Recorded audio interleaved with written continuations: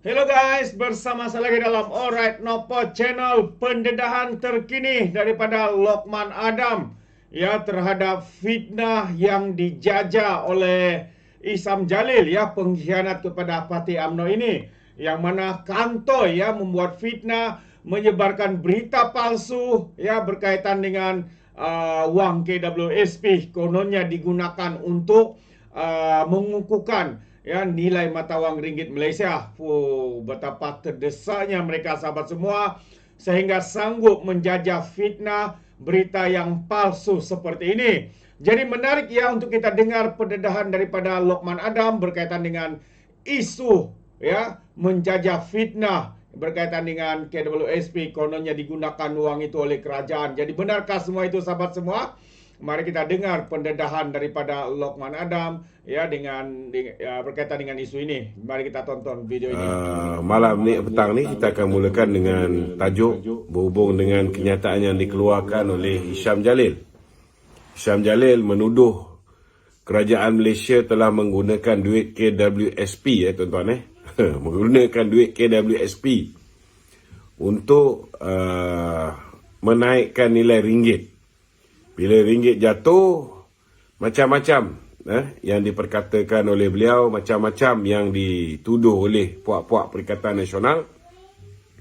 Dan bila ringgit kembali nak mengukuh ni pula, mereka membuat fitnah mengatakan bahawa kita menggunakan duit KWSP dan sebagainya, menggunakan aset KWSP dan sebagainya untuk membeli ringgit. Ini satu fitnah dan hari ini telah disahkan oleh Saudara Isu Politik kepada Dato' Seri Anwar di Kementerian Kewangan, Saudara Kamil Munir, yang mengatakan bahawa tidak ada sebarang penggunaan duit ataupun aset KWSP yang telah pun digunakan untuk mengukuhkan nilai ringgit. Saya pun heran macam mana orang yang pernah bekerja dengan Datuk Seri Najib ni, yang mengaku dirinya pakar ekonomi, boleh mengeluarkan satu fitnah yang sedemikian rupa. Dia tahu kalau setakat nak membeli saham dan sebagainya, tak menggunakan dana mereka, menggunakan sumber kewangan mereka untuk melabur dalam pembelian saham. Contohnya macam pembelian saham Lebuhraya Utara Selatan yang dia punya timbal balil, timbal balas boleh membantu KWSP untuk meraih dividen yang lebih tinggi diberikan kepada pencarum-pencarum KWSP. Tetapi hakikat dan realitinya tidak ada penggunaan duit KWSP yang digunakan untuk mengukuhkan nilai ringgit dengan membeli ringgit seperti mana yang difitnah oleh saudara Hisham Jalil. Untuk makluman tuan-tuan, sama jugalah dulu zaman Datuk Seri Najib.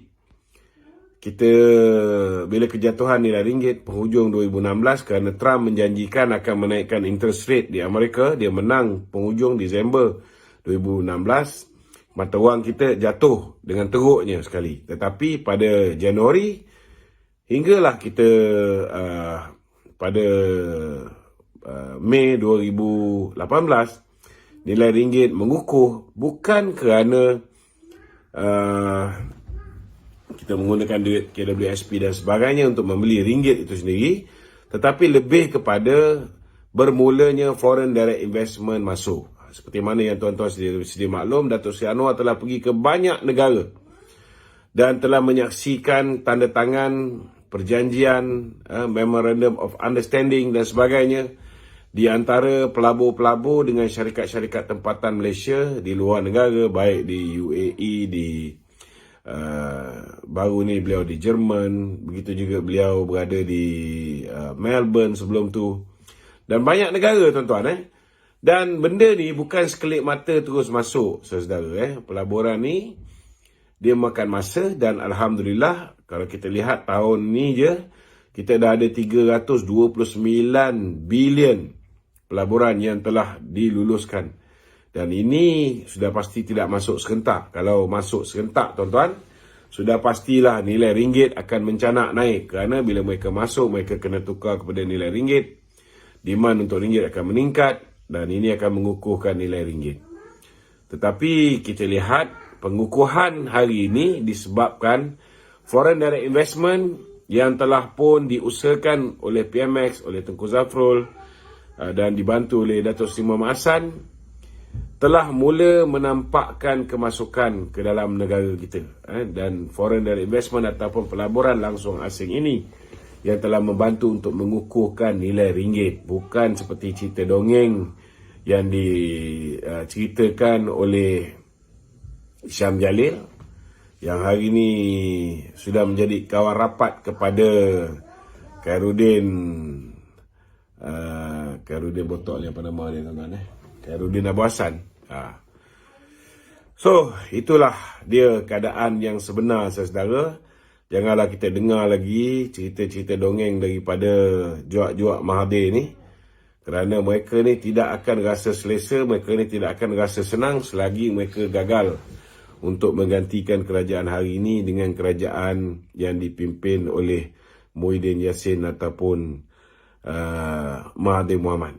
Selagi dua orang ni tak dapat jadi Perdana Menteri balik, selagi itulah hantu-hantu raya ni, saudara, akan berkeliaran, akan merapu, beroyan tak tentu pasal dan mengeluarkan kenyataan-kenyataan yang tak sepatutnya orang yang mempunyai pemikiran yang waras dan mengaku mempunyai pelajaran yang tinggi boleh mengeluarkan kenyataan-kenyataan bodoh begini, tuan-tuan. Okey, kawan-kawan di studio menanti. Saudara Azrul, silakan.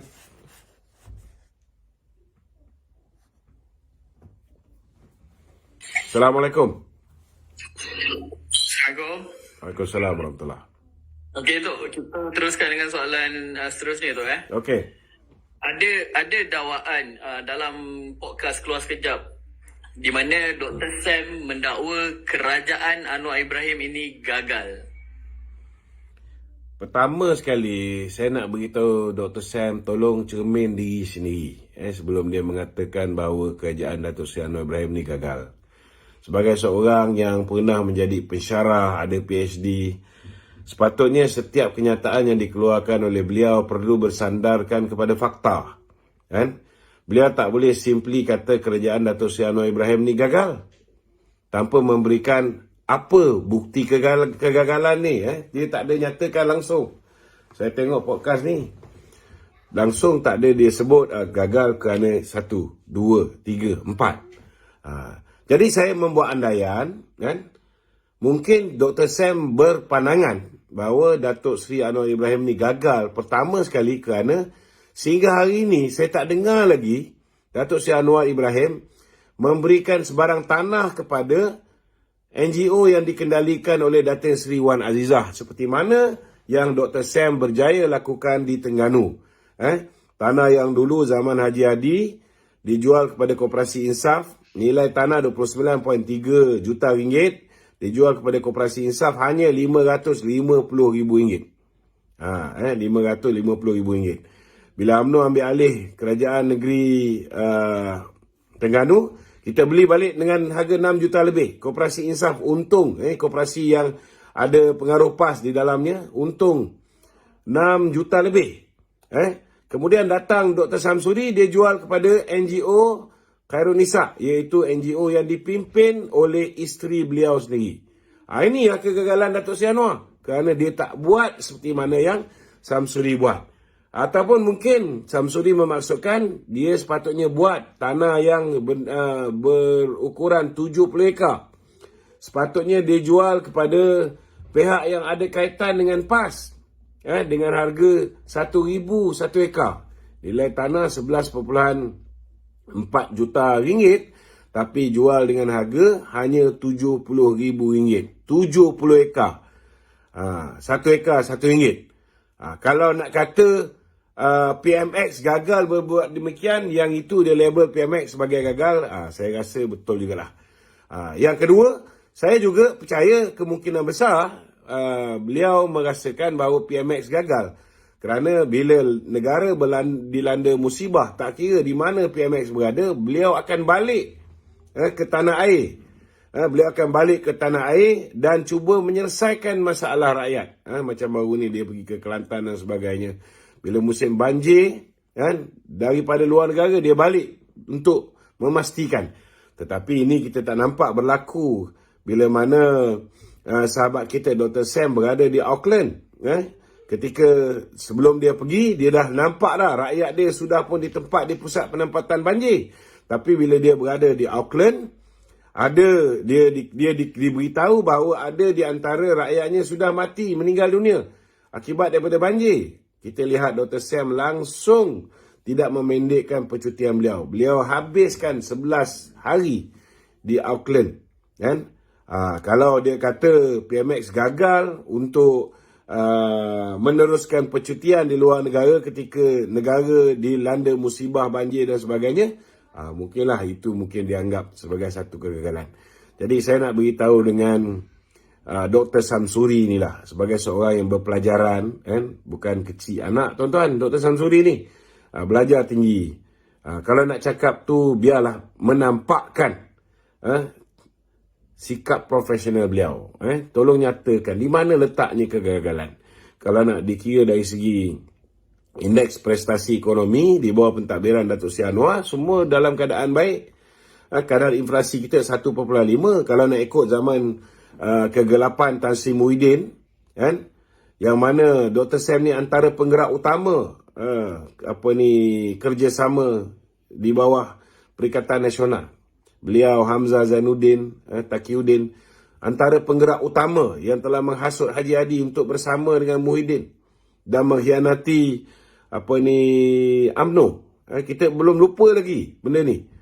Tetapi apa berlaku ketika zaman pemerintahan Muhyiddin Yassin? Kita lihat rakyat Malaysia berada dalam zaman kegelapan. Rakyat Malaysia sengsara, terpaksa merayu supaya duit KWSP boleh dikeluarkan. Rakyat Malaysia berapa kali minta duit KWSP dikeluarkan.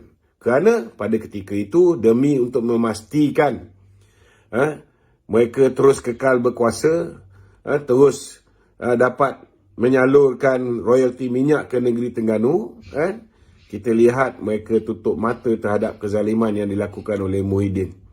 Mereka lihat bagaimana demokrasi dihancurkan, dilacurkan oleh Muhyiddin Yassin.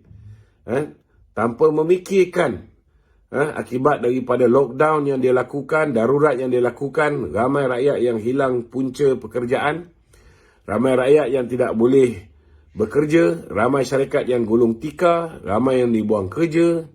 Akhirnya mereka merayu supaya duit KWSP dikeluarkan. Itu pun sekejap buka, sekejap tutup sektor ekonomi. Last kali duit KWSP pun habis, modal berniaga pun langsai, semua pinjaman pun langsai, last kali pinjam along. Akhirnya ramai yang mengambil keputusan untuk bunuh diri kerana tak tahan kena kejar dengan along. Ini semua berlaku zaman gagal, kerajaan gagal pimpinan Tan Sri Muhyiddin Yassin yang diagung-agungkan oleh Dr. Sam. Ada pernah kita dengar Dr. Sam memikirkan tentang soal rakyat pada ketika itu? Kita tak nafikan hari ini ada rakyat yang tidak puas hati dengan kekurangan beras dan sebagainya, dengan masalah gula pada satu ketika dahulu. Tetapi pada ketika zaman Perikatan Nasional, duit ada nak beli barang pun tak boleh. Telur pun jadi tak ada. Jangan lupa tu semua. Jangan dia fikir dengan lockdown satu negara bagi RM600 kepada B40 menyelesaikan banyak masalah. Sehingga ke hari ini kesan daripada apa yang kamu lakukan mendaruratkan negara tu. Berapa orang masih lagi berhutang dengan along? Berapa orang masih lagi berhutang dengan bank? Berapa orang masih lagi banyak hutang-hutang yang tidak dapat mereka clear sehingga ke hari ini? Dan ramai yang berhadapan dengan bankruptcy. Ini semua akibat daripada pemerintahan kamu. Dan hari ini kamu begitu berani mengatakan orang lain gagal. Saya nak beritahu kawan-kawan hari ini saya nak beritahu, kita dapat kumpulkan foreign direct investment paling tinggi dalam sejarah, RM329 bilion. Zaman pemerintahan Perikatan Nasional, apa yang boleh dibanggakan? Selain daripada mengisytiharkan darurat, apa yang kamu boleh banggakan? Selain daripada kejayaan kamu bernegosiasi dengan Vincent Tan di atas kapal layar, yang menyebabkan akhirnya kita dapat lihat contohnya lah di bawah pemerintahan Perikatan Nasional, satu-satunya kejayaan kamu ialah menaikkan special draw daripada 8 kali kepada 22 kali. Itu je kejayaan kamu. Selain daripada itu, antara kejayaan yang mungkin dia rasa Anwar gagal ni, kerana Anwar gagal untuk bak kata orang tu menggunakan dana negara sesuka hati ketika tempoh darurat seperti mana yang mereka buat. Anwar sehingga hari ni kita tak dengar lagi cerita tentang dana seperti Jana Wibawa yang sepatutnya diperuntukkan untuk Bumiputera, akhirnya jatuh kepada tangan bukan Bumiputera atau K. Prabot daripada Pago, kawan baik kepada Nik Haji. Tak pernah lagi kita dengar. Dan kita pun tak dengar lagi skandal-skandal lain bawah pemerintahan Dr. Sam ni. Jadi sebelum cakap tu pakai otak. Sebelum cakap tu pakai otak, kerana kamu istilah diri kamu tu ada PhD, ada doktorat. Sepatutnya nak cakap tu beri fakta. Di mana kelemahan-kelemahan yang mengatakan Anwar ni gagal. Okey. Seterusnya tu. Ya. Sam juga masih menaruh harapan terhadap agenda Muafakat Nasional dan menyatakan bukan dari kepimpinan UMNO sekarang. Malah beliau juga menyifatkan terbuka menerima amanah di dalam Muafakat Nasional. Tak ada masalah, dia boleh terus mengharap. Tetapi saya nak beritahu orang UMNO, kalau bukan kepimpinan sekarang sekalipun, kalau kepimpinan selepas ini sekalipun, orang UMNO hari ini sudah kenal siapa itu pimpinan-pimpinan PAS, terutamanya orang macam Dr. Sam ni. Inilah orang yang banyak menghasut dan merosakkan Tuan Guru Haji Hadi. Tuan Guru Haji Hadi dulu tak teruk macam ni. Tetapi bila dia ada Dr. Sam sebagai susah politik beliau dulu, kemudian dengan Taqiyuddin sebagai susah agungnya, inilah orang-orang yang telah menghasut supaya mereka ni mengkhianati UMNO dan kemudian bersama dengan bersatu. Saya nak beritahu dengan tuan-tuan, kita ada pengalaman yang cukup pahit. Kita ingat bila kita hulurkan tadi kita punya tangan untuk menyambut persahabatan dengan PAS. Berapa ribu orang yang menangis dalam Dewan Merdeka di PWTC. Orang yang menonton di TV pun ramai yang sebab kerana berpuluh tahun kita dengan PAS bercakaran, akhirnya kita dapat disatukan. Tetapi demi untuk mendapatkan royalti minyak, demi untuk menyelamatkan diri daripada pendakwaan dan sebagainya, akhirnya mereka memilih untuk bersama dengan Muhyiddin Yassin. Mereka memilih untuk mengkhianati persahabatan baru, ukhuwah baru yang terjalin di antara UMNO dan juga PAS pada ketika itu. Jadi bagi saya, kita memang nak melihat penyatuan Melayu, tetapi biarlah kita bersatu di kalangan orang Melayu yang ikhlas demi agama, demi bangsa dan demi negara. Tak guna kita bersama dengan orang Melayu yang dia tahu macam mana nak tunggang agama pada waktunya. Dia tahu macam mana nak gunakan sentimen Melayu demi untuk mewujudkan ketakutan di kalangan orang Melayu terhadap DAP dan sebagainya. Jadi bagi saya untuk menyatukan orang Melayu, untuk mengukuhkan, untuk menjaga kedudukan orang Melayu, saya nak beritahu UMNO dah jaga kepentingan orang Melayu, kepentingan Islam dah berpuluh tahun sejak sebelum merdeka lagi. Kita dah buat kerja ni. Dan PAS dulu pun sebahagian daripada UMNO. Bila mereka tak puas hati, kalah, bila lawan di antara pertandingan presiden, kalah, mereka keluar, mereka tubuhkan PAS dan sebagainya. So rasa-rasa tak puas hati ni semualah yang menyebabkan orang Melayu makin lama makin berpecah. Ditambahkan wujudnya orang tua puaka bernama Mahathir Mohamad ni lagi berpecah belah orang Melayu ni. Jadi bagi saya, kalau nak satukan Melayu, tak ada PAS pun kita boleh satukan Melayu. Tak ada muafakat nasional pun kita boleh satukan orang Melayu. Hari ini mereka nak satukan Melayu, tapi mereka tak nak bersama dengan Melayu yang bernama Anwar Ibrahim. Mereka tak nak bersama dengan Melayu yang bernama Najib Tun Razak. Mereka tak nak bersama dengan orang Melayu yang bernama Zahid Hamidi. So, penyatuan apa macam ni? Jadi kalau mereka pun pilih-pilih bulu nak satukan Melayu, nak bawa agenda Islam dan sebagainya, kita pun boleh buat keputusan yang sama.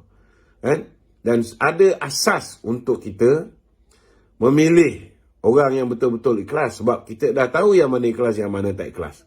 Sebab kita dah bagi peluang kepada Muhyiddin. Dia cuma ada 5 kursi je yang sebenarnya dengan dia. Itu pun bertanding atas tiket PKR. 16 dia curi daripada kita, 9 dia curi daripada PKR.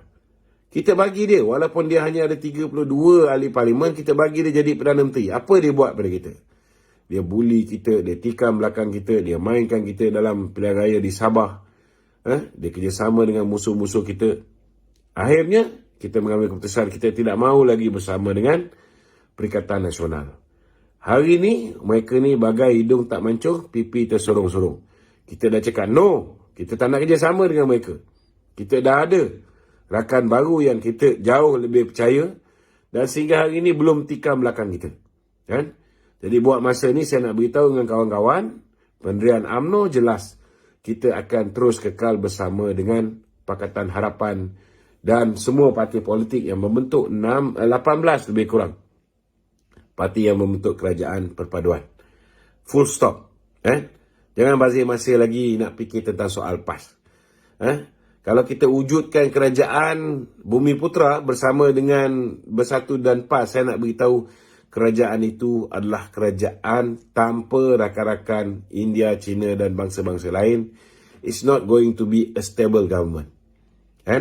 Dia tidak akan dapat 2/3. Bila dia tak ada 2/3, saya nak beritahu dengan tuan-tuan, kerajaan itu kerajaan yang sangat rapuh. Mahathir 126 orang, bungkus. Last kali kena letak jawatan.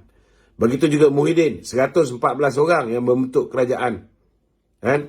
Apa jadi? 8 orang daripada UMNO tarik diri, last kali dia pun bungkus, terpaksa serah jawatan Perdana Menteri kepada Ismail Sabri. Kalau misalnya kerajaan kembali tidak stabil, kerajaan tidak ada 2/3 majoriti, saya nak beritahu dengan tuan-tuan, pelabur akan lari. Dan bila pelabur lari, yang akan sengsara, yang paling ramai yang akan sengsara ialah 70% rakyat negara ini yang merupakan kaum Bumi Putra. Kalau nak tengok orang Melayu, orang Bumi Putra lingkup, bagilah kuasa balik kepada Muhyiddin. Memang confirm lingkup. Tak kira lah kalau Dr. Sam sekalipun, calon Perdana Menteri Perikatan Nasional negara ni, tetap akan lingkup, tuan-tuan. Tetap akan lingkup. Bila dia berada di Auckland, saya nak beritahu dengan saudara, rakyat negeri Terengganu azab berhadapan dengan banjir pun dia langsung tak ada rasa hati nak balik ke tanah air. Tuan-tuan ingat kalau dia jadi Perdana Menteri, apa akan jadi pada negara kita. Jadi tak payahlah dia nak mengumpan kawan-kawan yang masih lagi berada dalam UMNO yang bagi muka kat dia. Orang macam Isyamuddin tu kau boleh berkawan, tak ada masalah. Orang macam KJ pun kau boleh berkawan, tak ada masalah. Kalau satu hari nanti dia kembali ke dalam UMNO, kau doalah supaya dia tarik kau untuk bersama dalam kerajaan dia. Tetapi buat masa ni, saya rasa orang UMNO pun dah sedar yang mana satu musang berbulu ayam, duri dalam daging, yang mana satu pengkhianat, dan yang mana satu orang yang ikhlas nak bersama dengan UMNO dan bukan gunting dalam lipatan. Okey, terima kasih. Ada lagi? Okey, Dok. Berkenaan dengan berkenaan dengan majoriti yang melompat parti ni, Tok, kan, asal usulnya adalah daripada UMNO, Tok. Ada komen daripada netizen ni. Yalah, kalau nak kata semua asal usul daripada UMNO, yalah, memanglah betul lah. Sebab UMNO lah parti yang pertama yang ditubuhkan dalam negara kita ni. Selepas UMNO baru ada MCA, baru ada MIC, kan? Kalau kita nak tengok parti PAS pun, selepas pertembungan Presiden UMNO dengan pengurusi majlis ke Biro Dakwah UMNO, barulah ada wujudnya PAS. Sama juga dengan PAS tu, serpihan UMNO. Semangat 46 pun serpihan UMNO. Bersatu pun serpihan UMNO. Kan? Apa lagi? Parti apa lagi? PKR pun serpihan UMNO. Kan? Kita orang dulu lepas dibuang oleh Tuan Dr. Mahathir daripada PKR, kita daripada UMNO, kita cuba tubuhkan Himpunan Angkatan Keadilan Hanafiah MAN buat di Perak.